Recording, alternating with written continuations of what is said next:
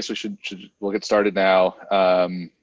Rather than doing attendance, it looks like just from the attendance list that we have, what is it? 1, 2, 3, 4, 5, 6 board members here. So that's myself, Seth Roy, David Chow, Michael Aronson, Bobby Bowker, Eric Talbot, and Nina Aaron.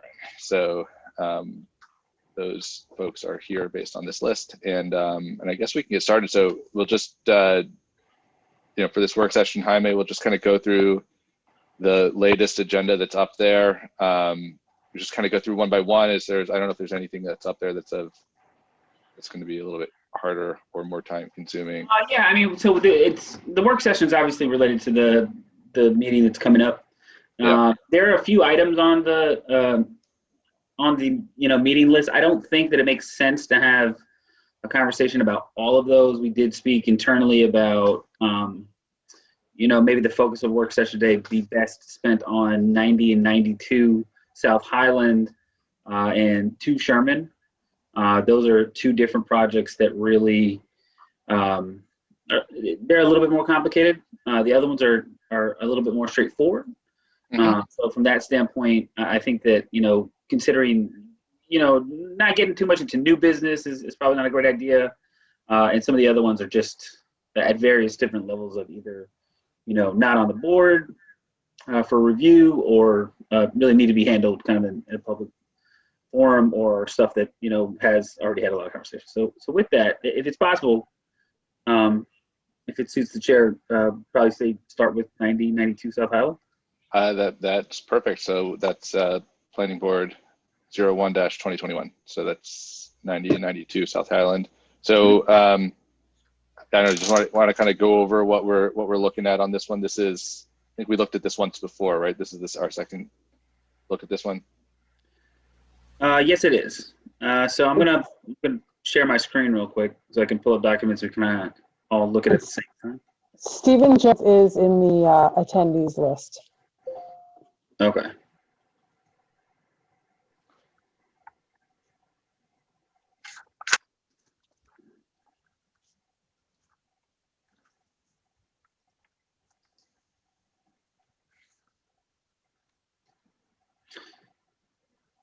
All right. Now, there are a few things to note about the process of where we are right now. Amanda, does it make sense to kind of deal with the type 2 unlisted question first? Just as an update, sure, yeah. So during the planning board's last meeting, you might recall that that me personally and staff viewed this application as a type 2, and the applicant during the meeting disagreed and thought it was an unlisted action for whatever reason. They didn't specify during the meeting. And then I think it falls squarely into one of the type 2 qualifications. And we talked after that planning board meeting about that type 2 classification, and they then agreed with us. But because there was no agreement as to whether it was type 2 or unlisted at the last planning board meeting, we kind of hedged our bets, and you guys declared yourself lead agency and referred the matter to the EAC just in case this ended up being an unlisted action, so as not to waste any time if possible. But now that we agree that this is a type 2 action, we're hoping that on Tuesday night you can make that clear as you are the lead agency. But as a result of that, not being 100% clear, you did send this to the ZBA so that they could get started on it, but they decided to not issue their final determination on the matter until they heard back from you that you were 100% certain that this is a type 2 action, since they shouldn't be making any final determinations on a matter until that's been determined. So the ZBA is waiting for you to make that clear on Tuesday night, and then they'll hear the matter again at their March meeting, and they'll probably make the decisions that they need to make on the number of variances that are before them. The Did I capture everything, Jaime? Yeah. The only thing I would add to that is that the benefit of all that is that you have a little bit more time to sort of chew over what's going on. So the only decision that you really can make at the next meeting, if you so choose, is on the type 2. So you can't do anything else. You can't make a decision on the site plan because you have to wait for the variances to go through. Right. So that's a real big benefit for you from a timing standpoint because you can ask more questions. There are some questions that came up at the last meeting about sort of slopes issues and runoff, which we've had some more conversations about, and you'll have an opportunity to ask the applicant a little bit more about. But that's good, I think. It's helpful because with a project like this, it's a little different from your normal project.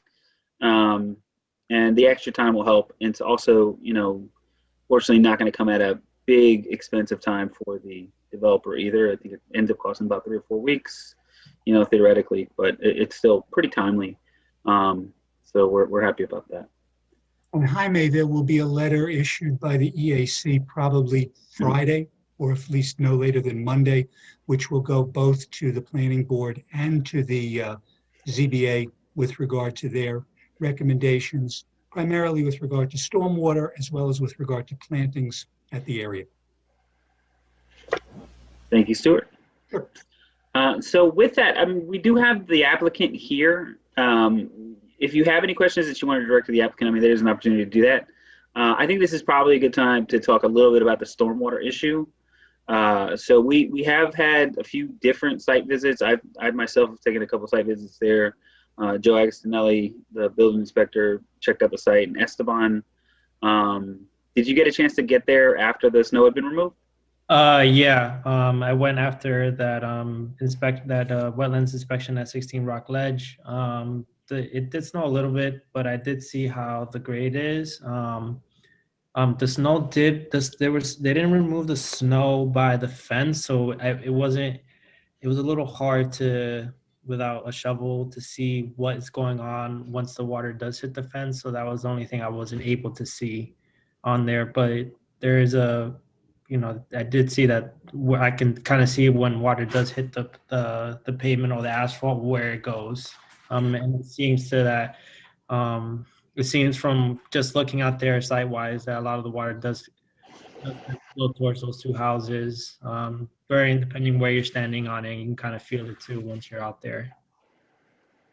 Those are the 2 houses on the north, or excuse me, on the south side of the lot. I think it's 21 and 23 Everett, where I think most of the water is going to. So will there be like a new set of recommendations issued before Tuesday that we can kind of review so that So no, actually. No? And I'll tell you why. So the issue that we kind of run into with this is that we know there's a problem. We know that they need to address the problem. If we issue a set of recommendations that are too prescriptive, then we run a couple of risks. Number one, we risk ourselves sort of engineering a project and potentially inflating costs where they would be unnecessary.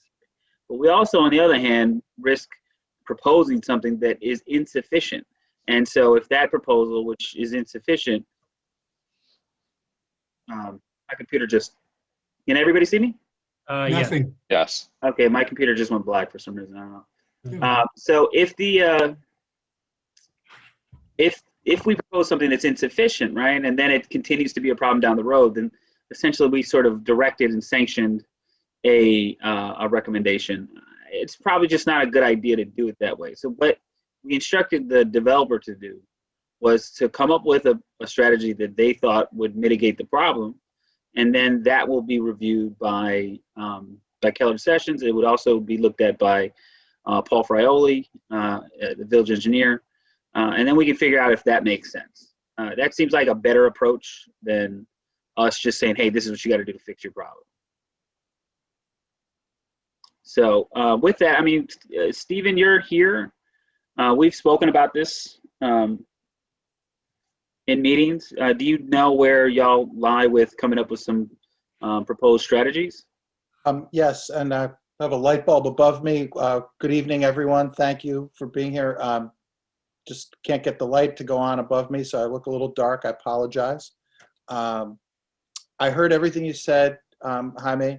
I agree with how you explained it to us that we should come back. I've been out to the site with you and without you to take a look at it. We are going to do what you just described, which is to come back in, I believe in the coming week for the board the next time around with a proposal as to how to deal with this. I recognize the plans aren't up on the screen right now, but essentially, you know, the 90 and 92 have each lot, while we're doing the project together, each is a separate lot. And if you recall the discussions, I'll just say for the board's sake, that it does appear that water is being run intentionally at this time by the owner, which is not us, run onto number 92. And that has gotten worse over time as the owner paved behind number 92. So water was not only drawn off 90, but also from 92. And then when they paved the area behind 92, for which there's no paperwork in the village, the problem for the neighboring properties got even worse in terms of runoff. So our proposal, and we're getting some professional assistance on it, it's not just me eyeballing it, though I agree with Esteban that, you know, visually, it's not super complicated. You can look at it, and I agree with that he is able to look at it and basically, to quote him, you can kind of see what's happening. Our view is going to be, when we more formally come back with comments, I think where we're headed is keeping the water on 90, stopping it, that man-made diversion of the water onto 92. So to keep that water on the lot where it is, establish something reasonable there for that piece. Then on 92, we're going to be removing impervious surface, especially in the area with the slope to the south of the building, looking to keep that water from running down and away into the 92 parking lot, but to allow it to drain and I think that's where the gentleman was referring to especially about plantings and like that. And we're amenable to that, even though it sounds like, I mean, it's pretty straightforward that this is going to be a type 2 at this point. That got out there. My architect introduced that issue to you all. We hadn't addressed it, so we came to you not having considered it.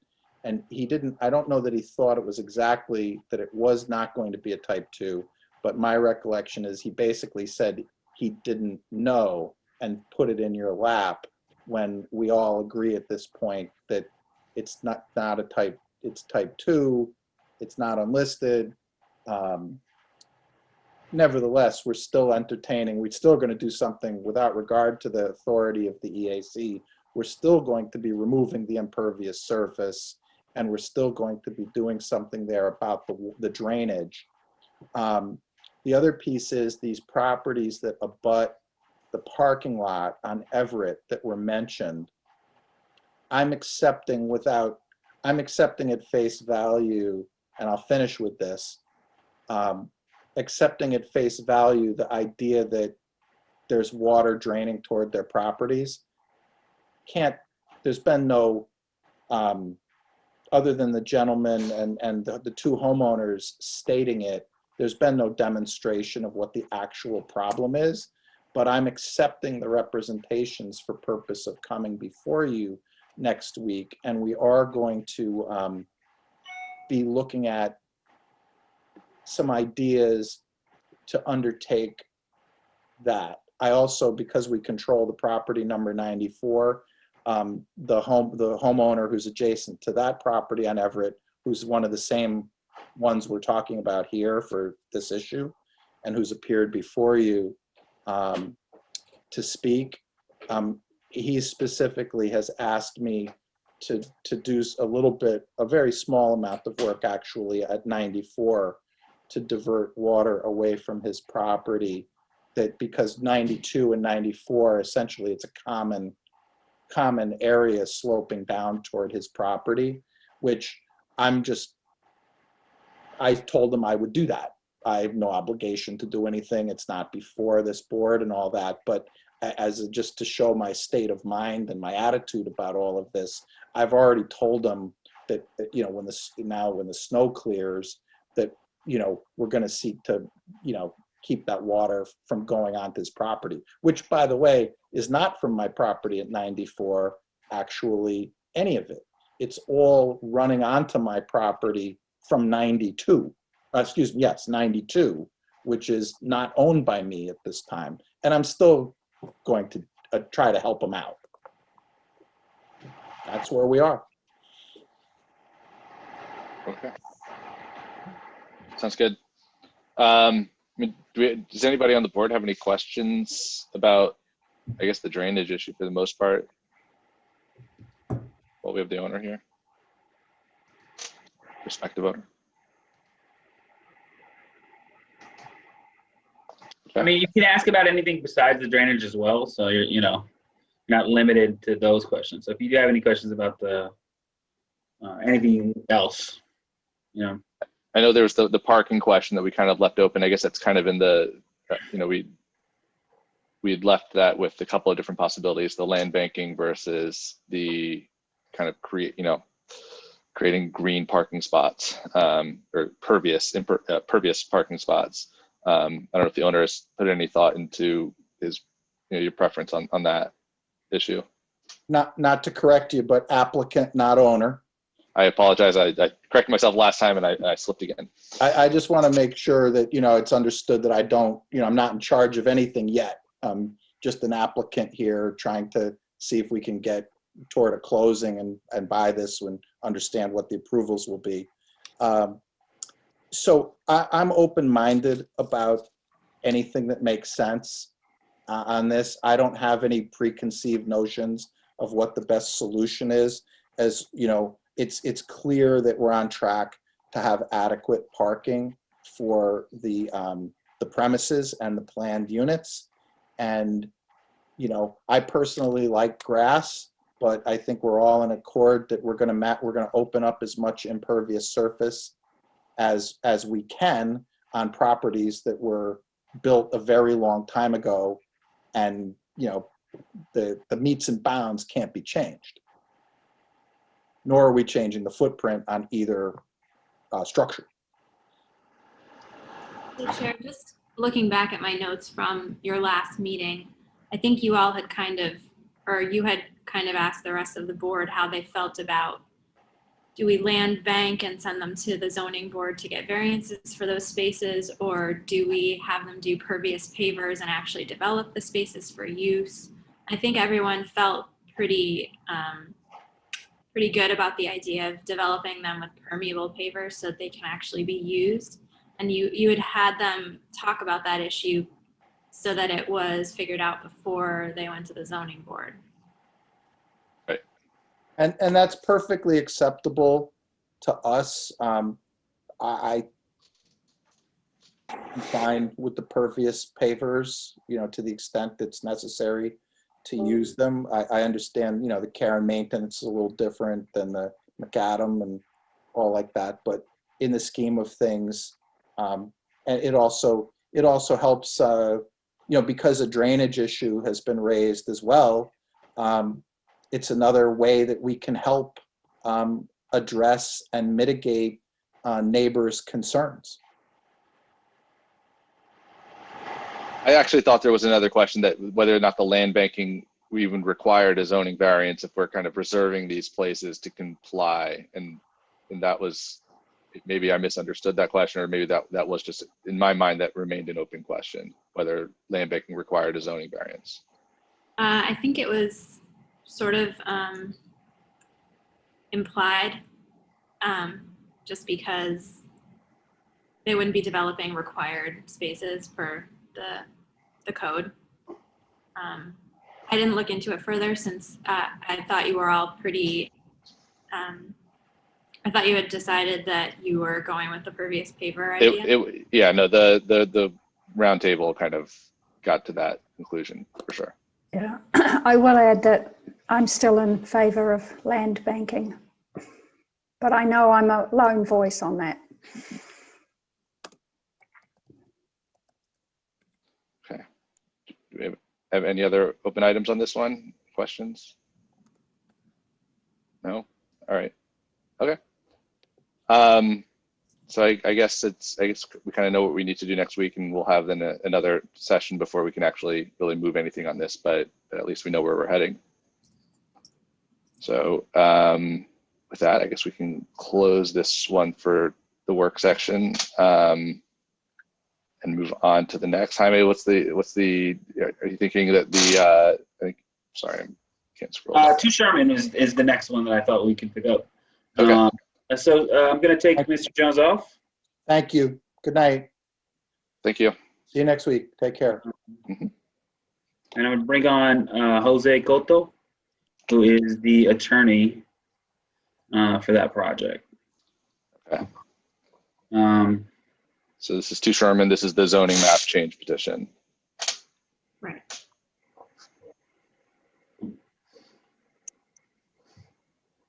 Yeah.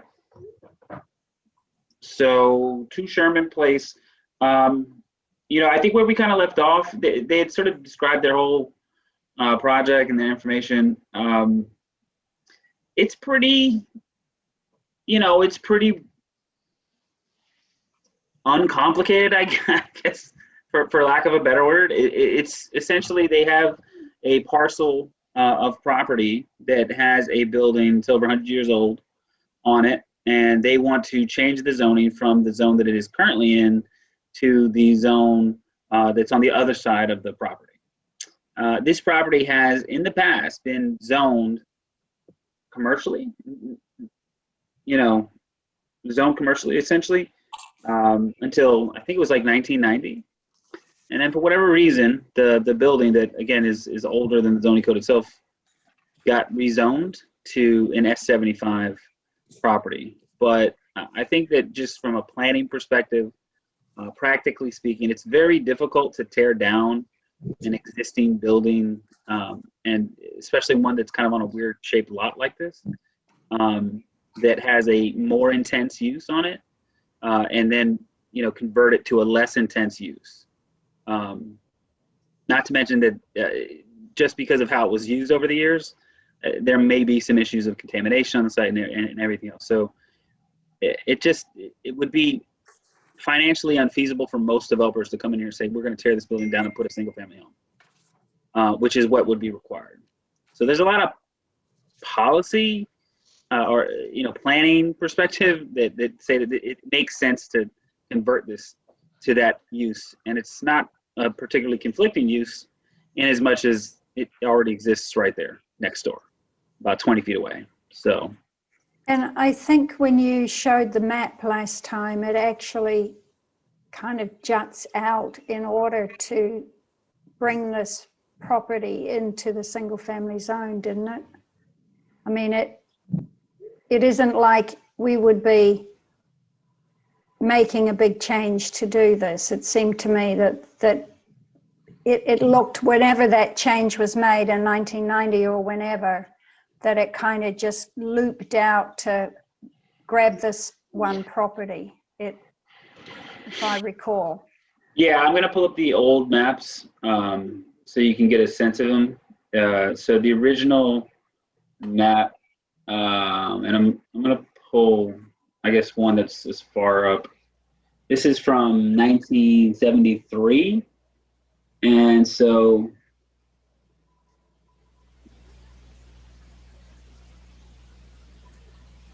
if you look here,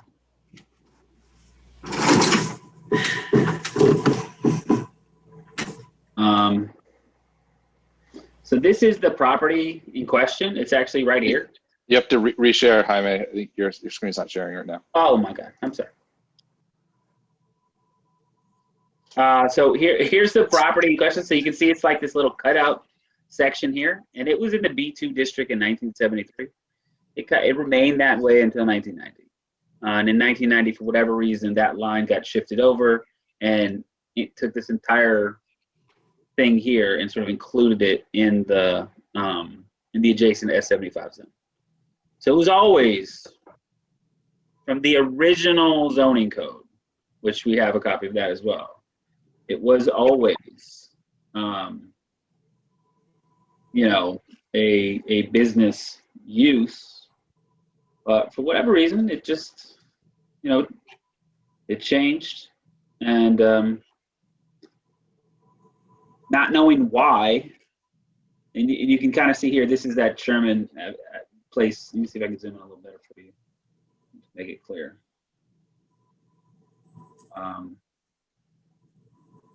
But you can see the property here, which essentially is right here, is in the same zone as this hatch mark over here. So it's the same zone as what became the B2, became the NC2 and everything else.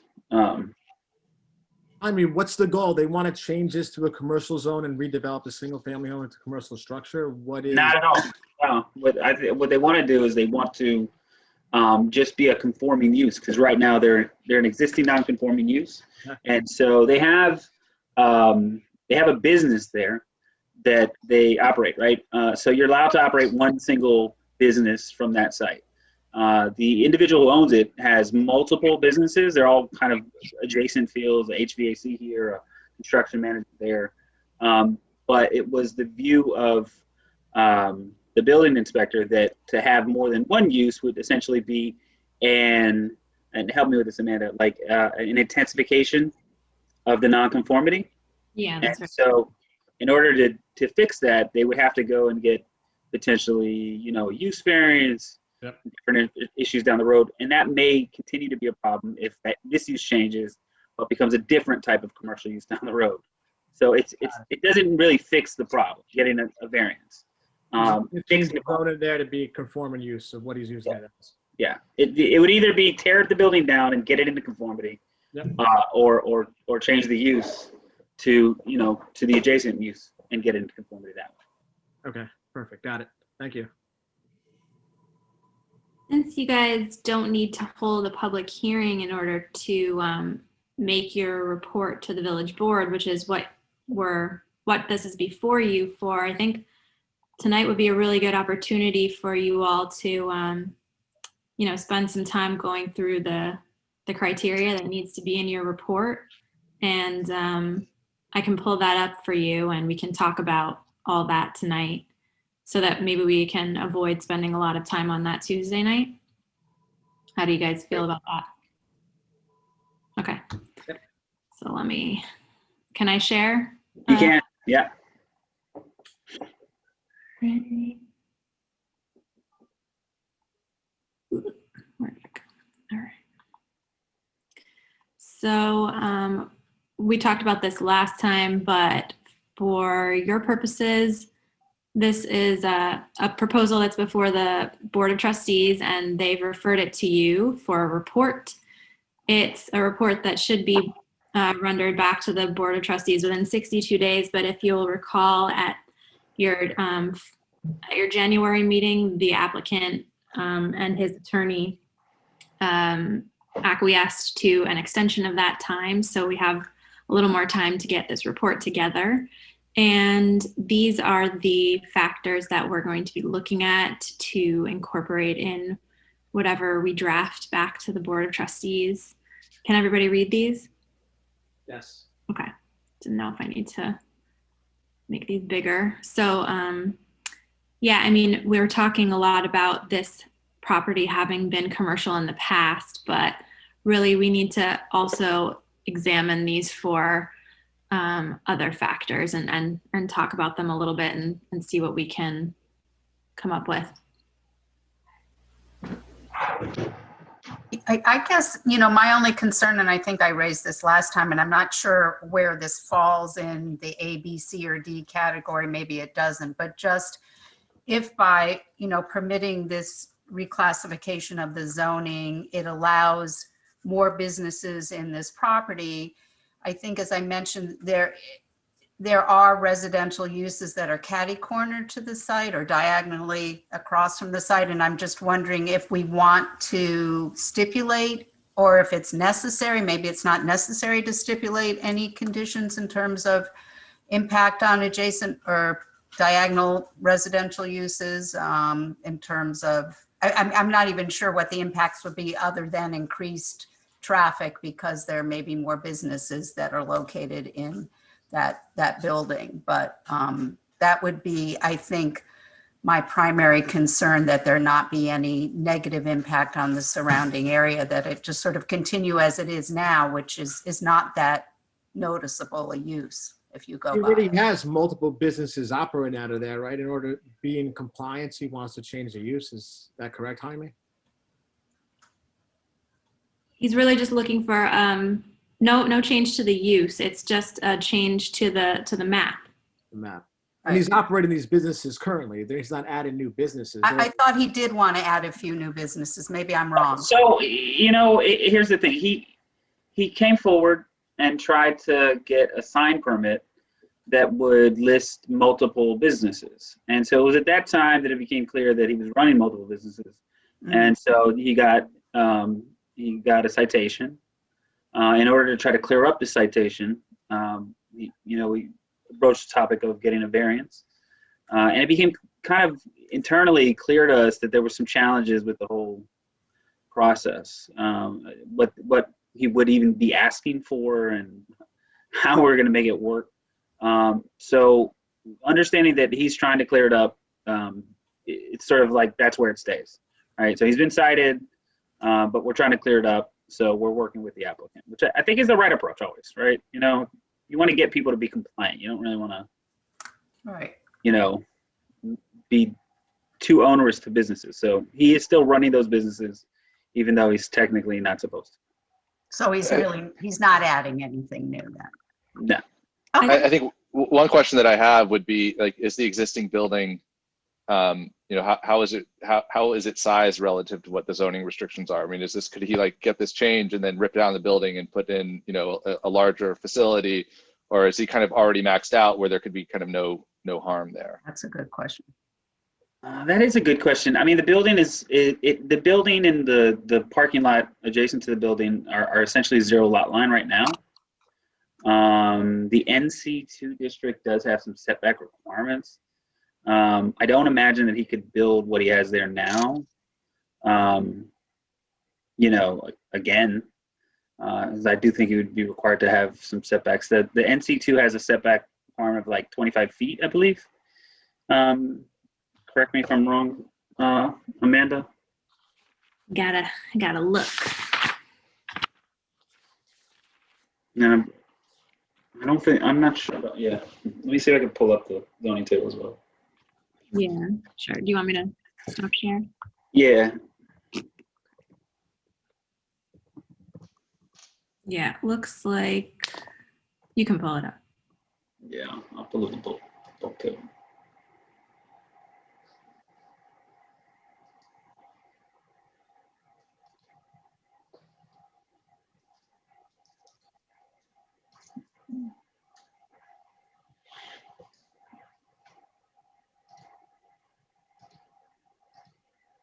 So the bulk table, the front yard setback is 15 feet. The side yard setback is 10 feet for lots abutting residential districts. This currently is basically on the line of the residential district, and it has about probably a 20-foot or 30-foot from the adjacent business use. So if they were to tear this down and put something back up, they would actually have to shift the building back on the property and over. So, I mean, they couldn't build something as big as it is now. It would be something that they could build that would be taller, but I think if it was an S75 district, I don't know that the height actually changes much. The height requirements for the S70 district, for the S75 district, let me see. feel like floor area would be almost the biggest thing. Can they make it bigger and bring more folks in regardless of the setbacks? So the building coverage in NC2 right now is 50%, and the impervious coverage is 80%. I don't have those numbers in front of me, but I'm pretty sure they're over that now. For the S75 district, the height difference is about a foot in terms of how high you would have. The impervious coverage obviously is a little bit different. It's maximum impervious of 35, and goes down to 25. But again, the site is already totally built, which sort of factors into why it's almost impossible to ever get it into conformity. Nobody would ever tear that building down and replace it with a single family home. It's just incredibly unlikely. I think what probably is going to end up happening long term is that nothing will happen. That building won't change at all unless there's a reason to tear down. Is that building historic? Because it was the old tram building, right? It's not historically designated. Okay. It's okay. And I think we talked about this last time, what the permitted uses are in the NC, what is it, the NC2? And it didn't seem like there was anything that was, noxious or egregious, potentially to, that could negatively impact the adjacent residential. Definitely important for you to consider. Yeah, that I think we did indeed, Michael, talk about that, and that if they were to look at changing the use, that would be a whole new thing again. So it would have to come back to us, or I can't remember what the determination was. Yeah. So the lot here, you can see this is one edge of the lot that is next to the NC2 district, and then the other edge of the lot is right here. You can sort of vaguely see that line. The rest of this is residential lots that are undeveloped. Right. Originally, these were all part of the same property. Right across the street is this parking lot, and then coming down here, just giving you the street views. You can see it's like this is all parking for the retail over here. Yep. And then here's this building. You can see the building's right on the, it's right on the sidewalk. To address what you, Michael and Nina, what you were just saying about if there was a change in use, would it have to come back to you? If it's a permitted use, then no, it wouldn't have to. Right. If it's one of these conditionally permitted uses, or obviously if it's one of the not permitted uses, a conditionally permitted use, yes, it would need a conditional use permit, and obviously something not permitted would need a use variance. Right. So I think that was the question, what the permitted uses were. I can't remember what the list was, but it didn't seem like there was anything that jumped out that caused a lot of concern. Do you want me to go through them? Only if everybody else feels it would be helpful, but yeah. It certainly goes toward A of the report, whether the use is permitted by the proposed change would be appropriate in the area concerned. Okay. Yeah, let's listen to them. So animal related, this is all in the commercial use group. I'm just gonna go through the permitted uses, not conditionally, just straight permitted. Right. So in the commercial use group, animal related uses general. What does that mean actually? Like a vet or a slaughterhouse? I'm gonna have to go to. We don't allow slaughterhouses in the village, Michael. Okay. I got a question on that. No, Thank but I goodness. had a question on that earlier this week. Someone wanted it for chickens. I said, we don't allow them as pets, so we're certainly not allowing them to be slaughtered. So I bet there's some secret chicken owners in the village though. many, not a few, many. So animal related uses is commercial services related to the temporary care, boarding, or medical treatment of animals. Uses are divided into two subgroups based on the intensity of the use, outdoor activity on the site, and the potential for noise and odor-related externalities. So would you like to have more information? No. Puppy daycare, vet, that kind of thing. Yeah. Okay, that's cool. But only animal-related uses general are permitted. The intensive category is a conditional use. Okay. So, office uses general, office uses medical and dental, retail sales and service uses sales-oriented, retail sales and service uses personal service-oriented, retail sales and service uses repair-oriented, educational uses specialized, infrastructure and utilities uses general. Yeah, what does that mean, infrastructure?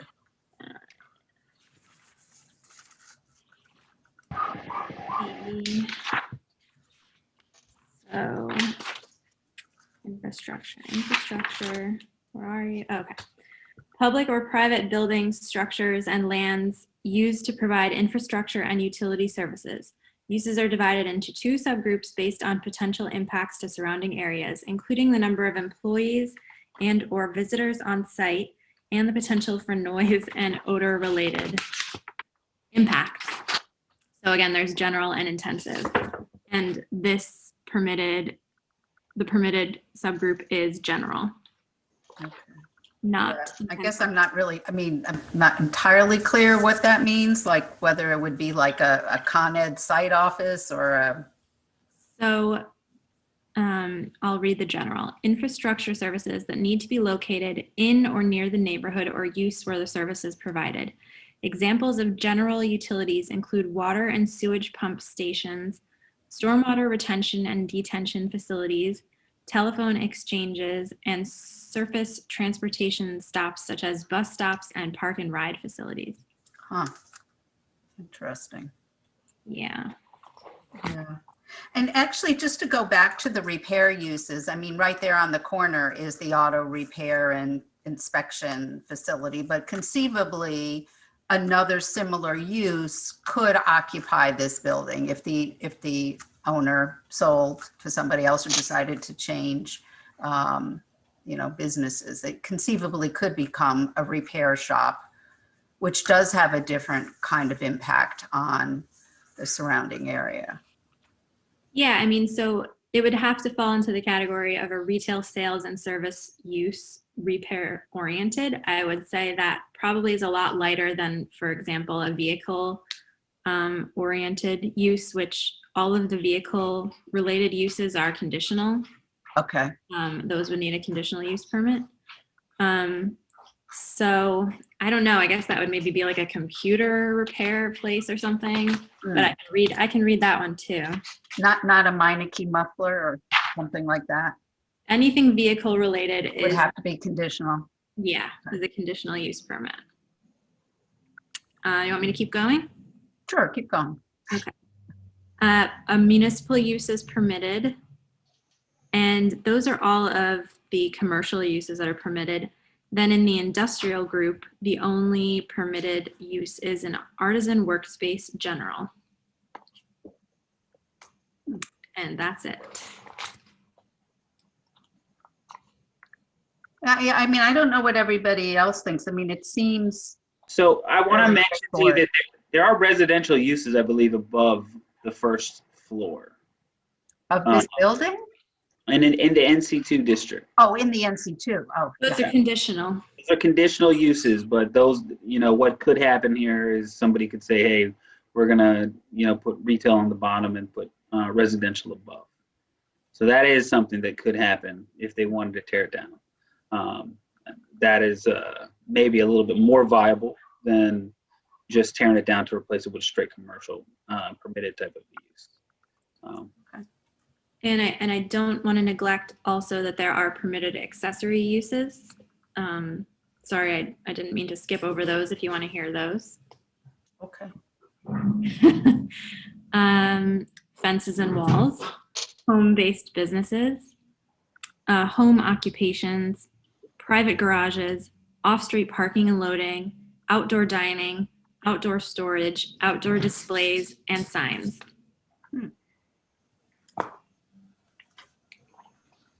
Can I ask a question real quick? If if the owner were to ever come back for a conditional use permit for a different use that was more intense, is that conditional use permit also subject to the site plan approval or to a new site plan approval? So I think so.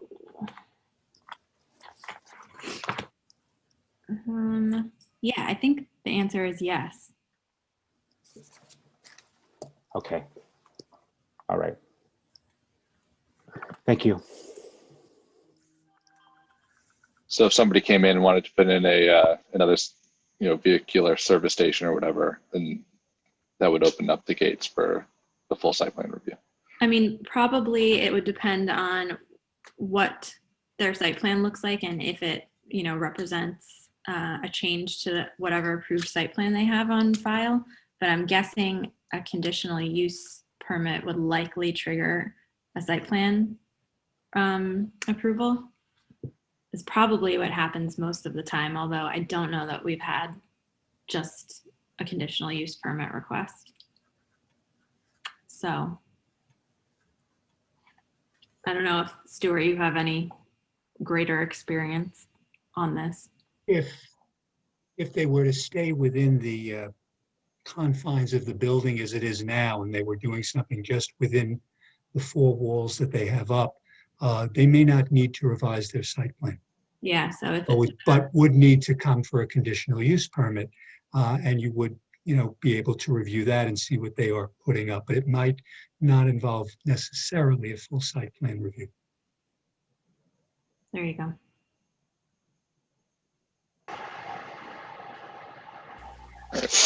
Have we checked off all of the? Can we just put your checklist back up so we can see where we stand with regard to them? Yeah.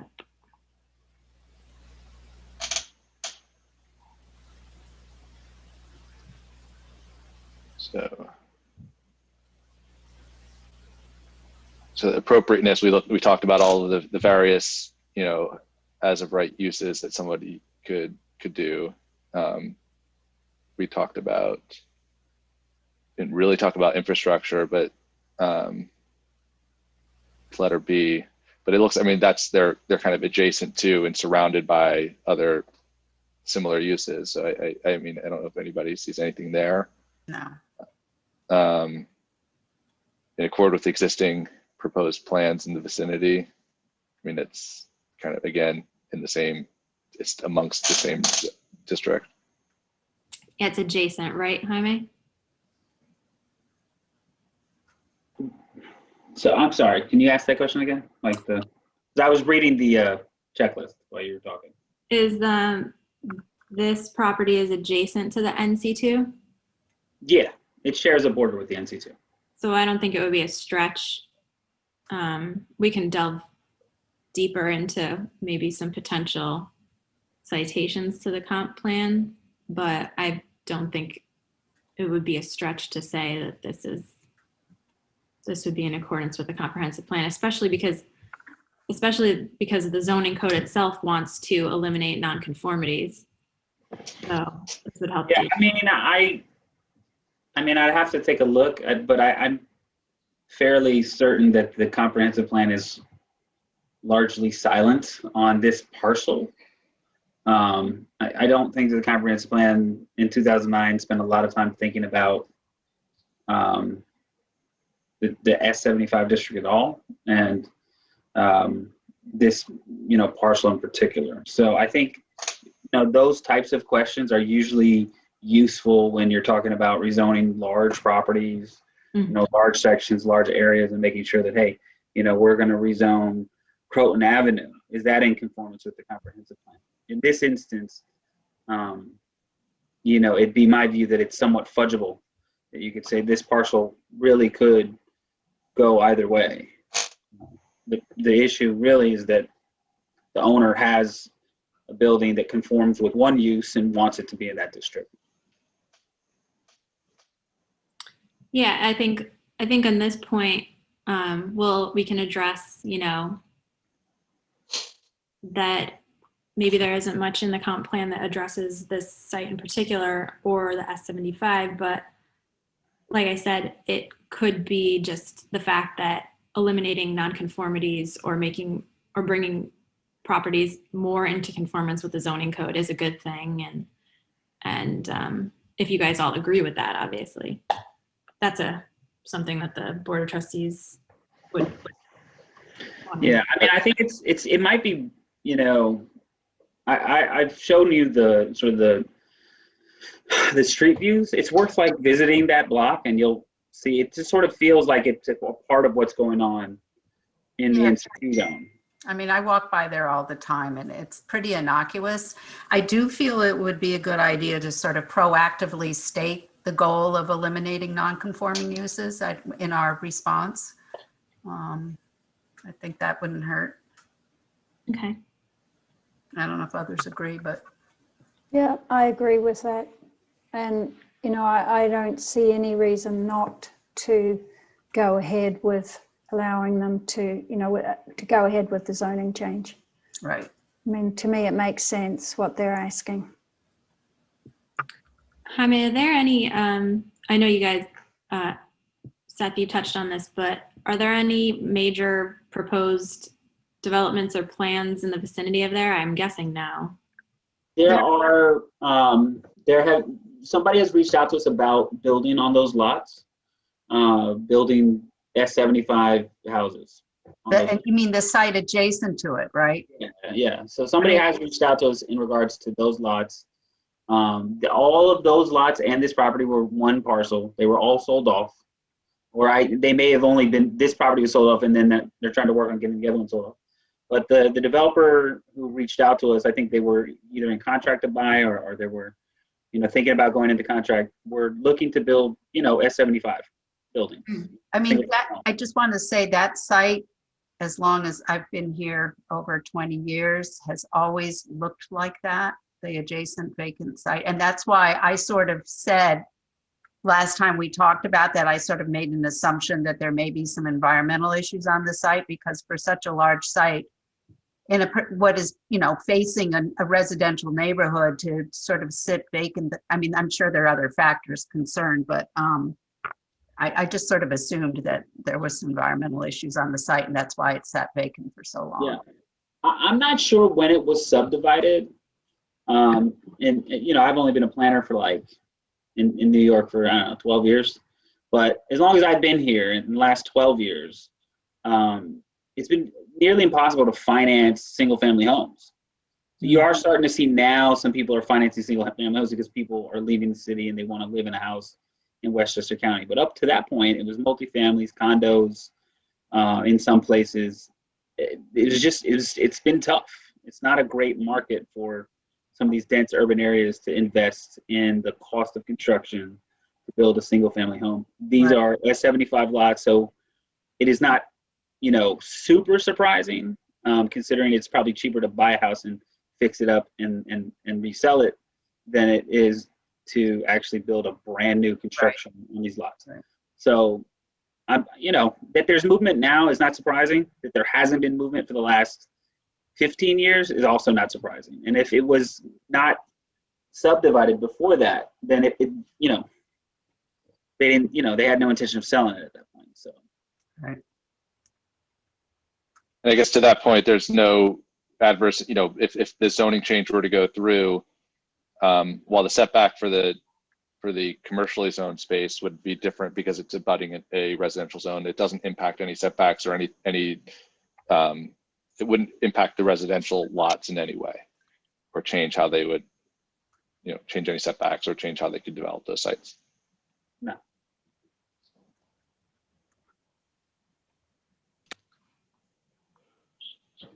I think, I mean, I think we have a bullet point for a list. So I don't know. With next steps, would you know, you would draft something for us to take a quick look at, and then we'd vote on it at the next time we meet, or does this kind of recommendation serve as does this meeting serve as our recommendation? You can draft a letter, we can email it, and then forward it onto the board.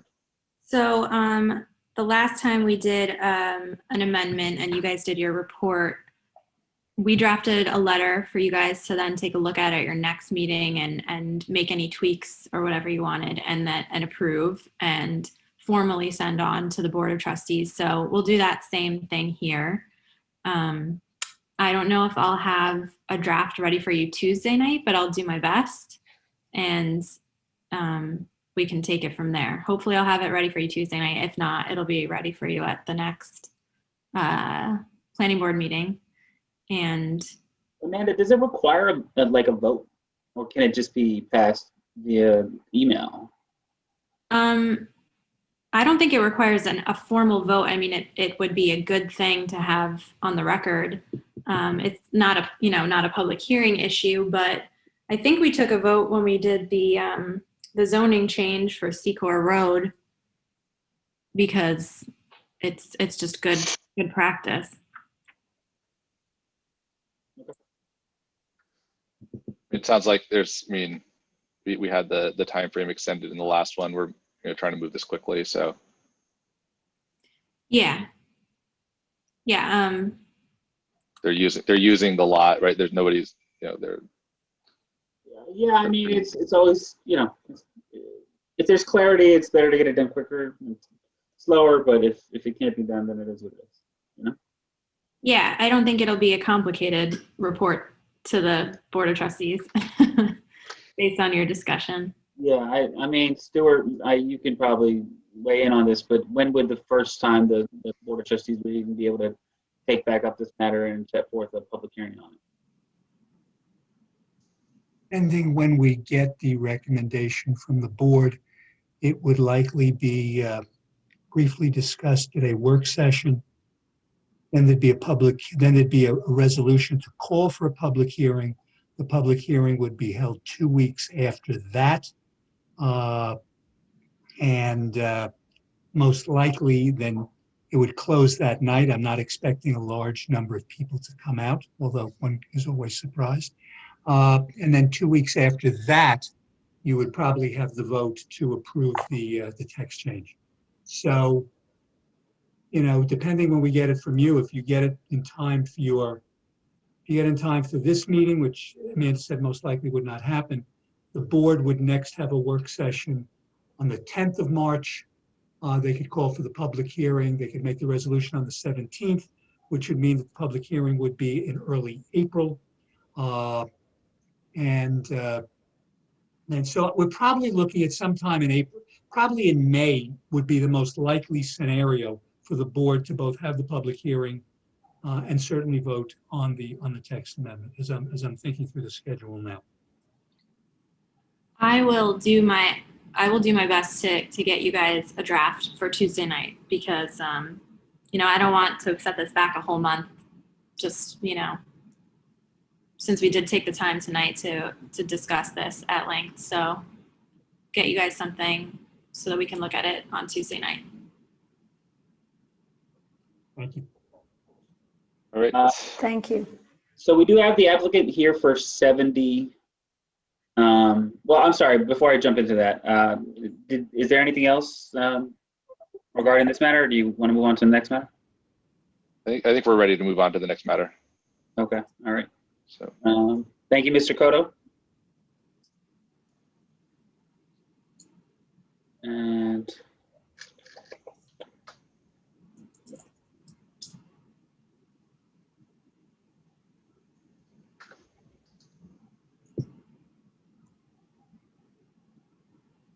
right. You said you have somebody here from. yeah, I'm just trying to. Yeah, Avenue? I'm just juggling people right now. Okay. I'm moving people over. So we do have somebody here, the architect representing 70 Croton Avenue. So here, I'm going to try to give the rundown on 70 Croton. So essentially, the building owner started construction without pulling a permit on 5 units, 5 apartments essentially in their building. So that district obviously is, it has parking issues, it's got a bunch of different stuff that needs to be looked at. And so the applicant was told to prepare a survey that showed us all of the parking spaces and whether they were conforming and everything else. The applicant gave us some information, a survey with, not a survey, but essentially, drawings that showed where sort of the parking spaces were. Gave us another drawing that showed where the parking spaces probably were, but not filled out by a surveyor.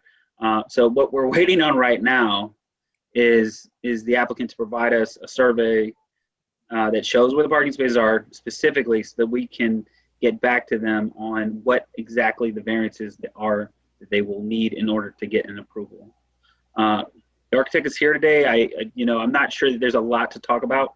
At this moment, I have actually asked for the consultants to stop work on it because we're not getting the information that we need.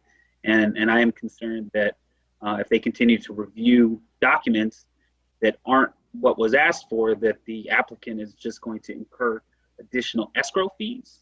And that's not good for the applicant. That's not good for the process because it doesn't actually move anything forward. And so it's not, what we need to do. So with that, the architect is here, and the architect would like to talk about their project. They can. So yeah, I guess we can bring him in and let him just present what he has. And it's a she. Her name is she, Gabrielle. I apologize. Yeah, Gabrielle. Can you hear me? Hello. Yeah. Good evening, everybody. Well, there are a couple issues. Basically, I was asked to provide layout of the parking spaces as they are today, which I did. And there was understanding that after this, we're gonna be recommended for zoning because we're missing about 16 parking spaces. And then, we were asked to provide parking surveys by surveyor, which we have we have a survey by surveyor, but not with parking spaces. And due to the time of the year and his workload, he's not going to be able to give us anything until like month from now. And, we would like to move forward with what we have. Basically, that these are the old parking spaces that are 8 by 18, and it's about 144 of them. And by calculation, so we need 160. And basically, we're missing 16 spaces. If we could go to zoning, seek variance for those spaces, maybe we will save some time. Basically, that's my comment. The other issue, what we're trying to bring to everybody's attention, somehow people are missing it, that in assessor's office book, this building is listed as 105 apartments. In actuality, this building has only 100 apartments. So basically what the owner is doing, he's filling in the difference that he's paying for. And so we're not doing anything new. And obviously there may have been some apartments on the ground floor, and we were doing some exploratory before the exploratory demo permit was pulled to find out where the windows were and things like that. He has not constructed anything without permit. He started to explore the possibility without permit.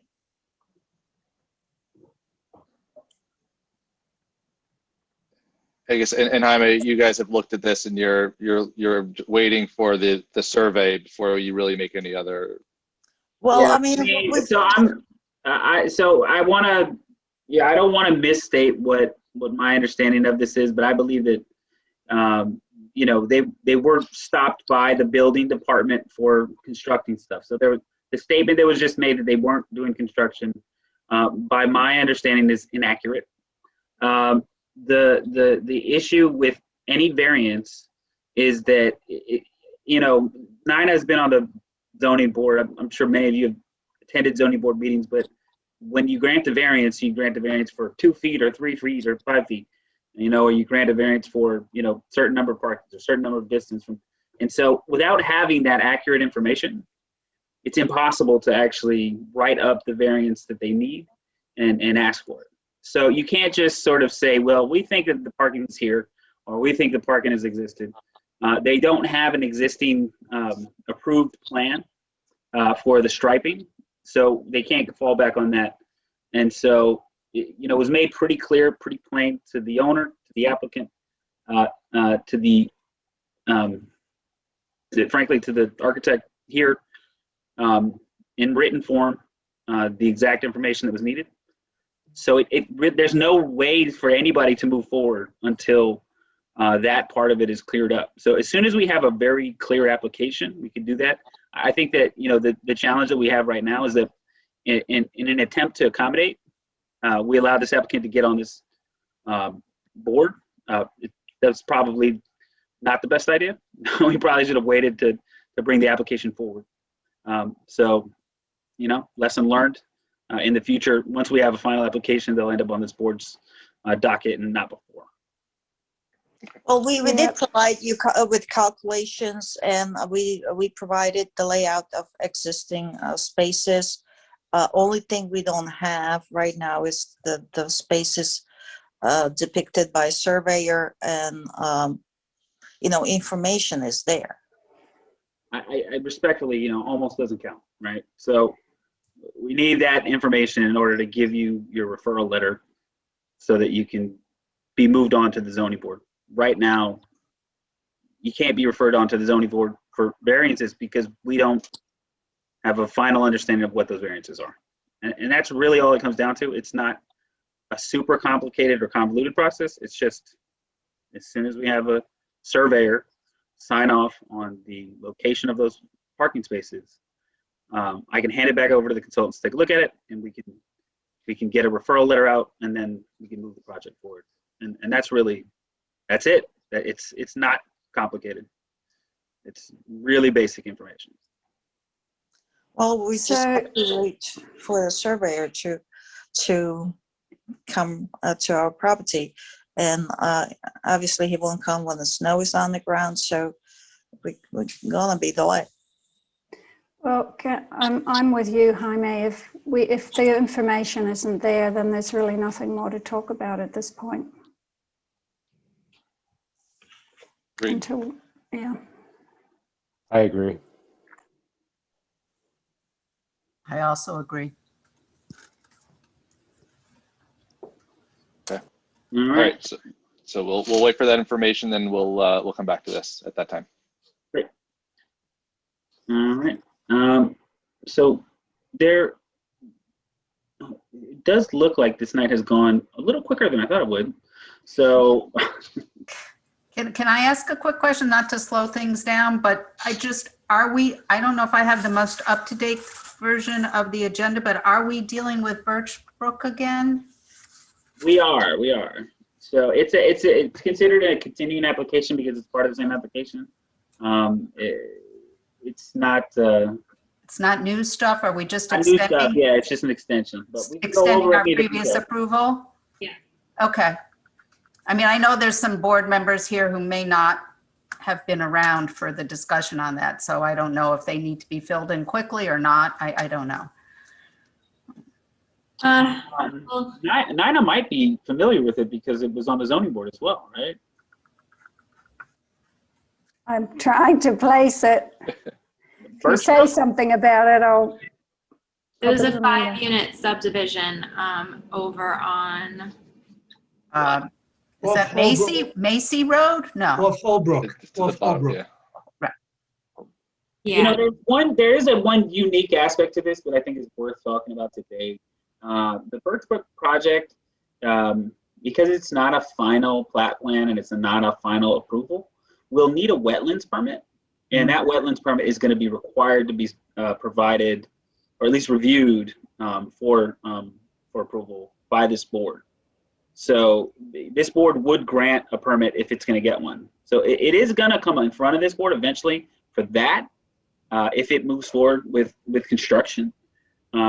So, if you have some questions on the details, of what's here.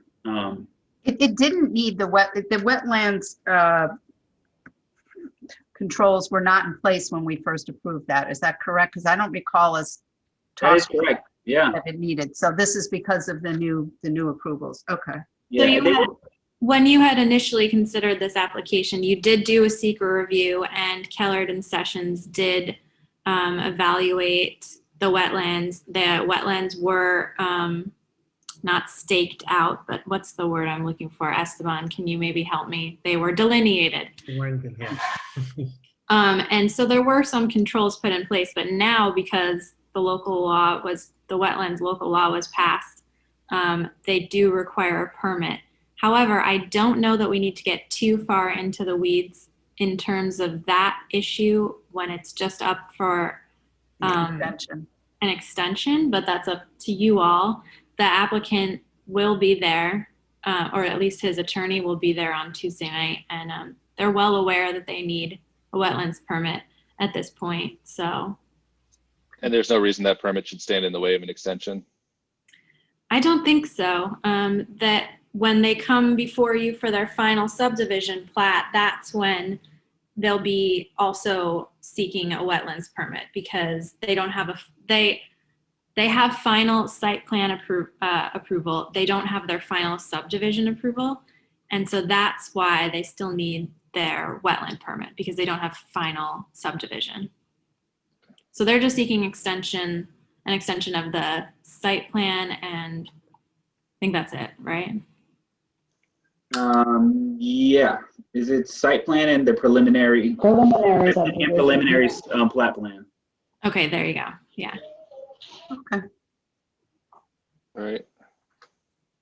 All right. Do we have anything else that Jaime, that you feel like we need to go over, or we're pretty much good? So there is the 9 Scarborough Circle. Just an update. They're gonna probably have to come back. They did not resubmit any new materials, correct, Jamie? After the meeting, we did have a conversation with them. After talking about it, the proposal that came forward was a little, overwrought is probably the best word to describe. It was kind of a weird thing where they wanted to fill it in with gravel and pump it out. And their whole idea was that they could preserve the pool so that if in the future somebody wanted to come and remove the 5 tons of gravel from the pool to turn it back into a pool, it was like it was a contractor's dream and a homeowner's nightmare. And so we said, well, why are you just not demolishing it? And the owner agreed with us and was like, I don't know why we didn't think about that. So I think they're going to go back. They're just going to demolish the bottom of the pool, do a fill. So they're going to have to come back in with a fill permit once they have updated plans. And we don't have those yet. So it does seem like a better resolution was developed at the end of it. 173 Cedar Lane, they've requested an adjournment. So we don't have to deal with that. And then the other ones are 5 Matilda, which is just a BAR. They had a previous BAR. They're coming in for like what would functionally be an amendment to a BAR, but the BAR rules don't get amendments, so to speak. But and 31 Clinton, which is dormers. So nothing major. The big stuff, we've talked about the big stuff here. So awesome. On a separate note, I know it's not on the agenda. What do we need to do about Market Street, or is that something just somebody will sign something and send it back to the applicant, or do we have to do anything further on that? Nina and I have, sort of shared our opinions on that. Yes. So the applicant has sent a letter that they want you to essentially circle. It's like one of those, do you like me? Yes or no, when you were in school, and you do a check and yeah. So it's that. So fill that letter out, and then the applicant wants it right away. I think they're supposed to have a meeting with Con Ed like yesterday. So how do we physically do that? Or can we just tell you which one we agree with and you check the box? We all agreed on number 1 was our. We did, yeah. And so can somebody, we don't have to physically sign, or do we? I mean, I could sign and bring it to Jamie if I need to, but. Yeah, Stuart just jumped off at a perfect time. I think it would be best, since you guys were the two planning board members who were designated at that meeting. I haven't looked at the document, Jaime, that they sent over, but it would be best, I think, if they're looking for signatures for you guys to sign. But we're not approved signatories, are we? Because that's what it says. It's option 1, 2, or 3. Wow. And then there's a line for approved signatory, which I don't know. Who that Oh, okay. Yeah, well, that would be the chair probably. Okay. If you guys, yeah, I'm happy to Sign sign yourself. it. Whatever you guys choose. Yeah, well, I think we want option 1, the Ameristar Montage commercial steel fence in black. Yep. And Okay. then we can just attach that to the resolution. So it's kind of all one document. I'll make reference to that in the resolution, to that So- document. So Jamie or Jaime, if you just like forward that to me, like just like with a circle around the selection that Michael just said, then I can sign it and email it back to you. Amanda, I just sent it. I sent you the form, and Jamie, if you want to send it off to Seth. And because I don't even know which one they picked. I guess it was 1, you said? Yeah, 1. Yep, 1. By the way, let me just say, those fences, beautiful fences. They are. Yeah, it's a big improvement. Huge improvement over. And when I went out to the site the other day, I'm assuming it was Con Ed, men in hard hats were out there with an excavator doing something. So. They got the cut fill permit. Yeah. Wasn't clear what they were doing, but it was danger signs and some kind of, what do you call that tank that's got some kind of, I don't know what was in it, but. All right. So are we there? I think we're good. Yeah. I think we're good. That's everything. We've covered every piece. So Tuesday Into every should single go project. very quickly. We'll be done by 7:30. No more meetings this time. No, I mean, wow. no. It should be Awesome. good. It'll be good. Great. All right. Uh-huh. Right. All right. Thank That's it. you all. Thank Night, you. everybody. Good night. Thanks. See you next Thanks, week. everybody. Good night.